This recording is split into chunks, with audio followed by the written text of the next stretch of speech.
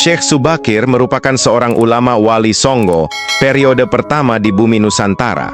Dia dikirim ke Sultanan Turki Utsmaniyah Sultan Muhammad Piyaris untuk menyebarkan ajaran agama Islam di wilayah Nusantara, Indonesia.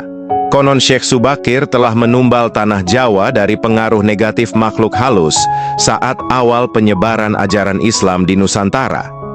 Kisahnya itu dimulai saat Sultan Muhammad Mi bermimpi mendapatkan wangsit untuk menyebarkan dakwah Islam ke Timur Asia atau Tanah Jawa.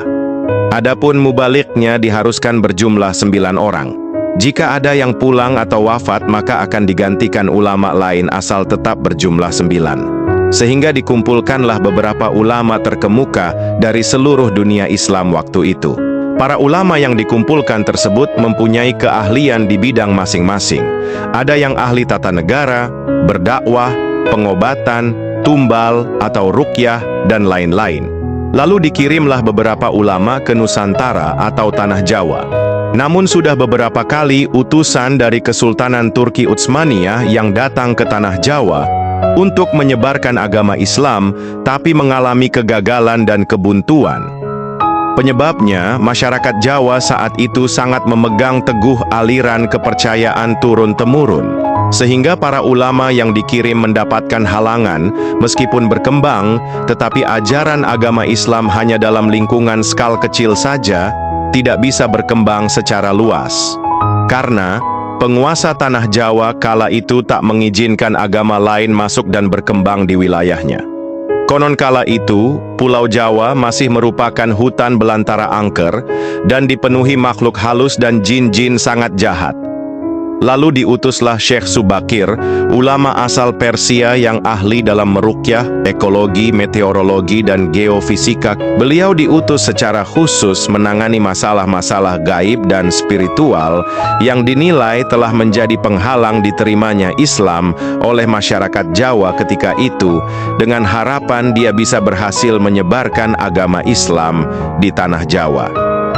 Berdasarkan babat Tanah Jawa, sesampainya di wilayah Nusantara, Syekh Subakir yang menguasai ilmu gaib dapat menerawang makhluk halus itu, mengetahui penyebab utama kegagalan para ulama pendahulu karena dihalangi para jin dan dedemit Tanah Jawa.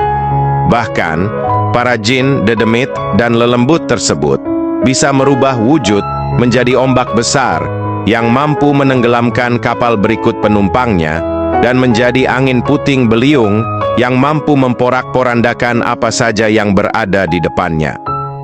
Selain itu, para jin kafir dan bangsa lelembut tersebut juga bisa berubah wujud menjadi hewan buas yang mencelakakan para ulama pendahulu tersebut. Untuk mengatasi hal tersebut, Syekh Subakir sudah membawa batu hitam dari Arab yang telah dirajah. Lalu batu dengan nama Raja Aji Kalacakra tersebut dipasang di tengah-tengah Tanah Jawa, yaitu di puncak Gunung Tidar, Magelang. Karena Gunung Tidar tersebut sangat dipercayai sebagai titik sentral atau pakunya Tanah Jawa kala itu.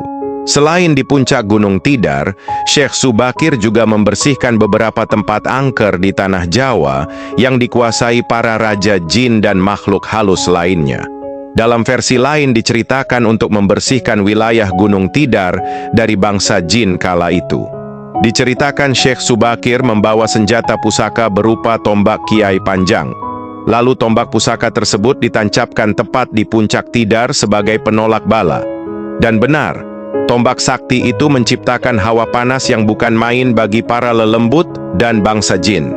Alhasil penunggu yang berdiam di Gunung Tidar kemudian lari tunggang langgang meninggalkan Gunung Tidar.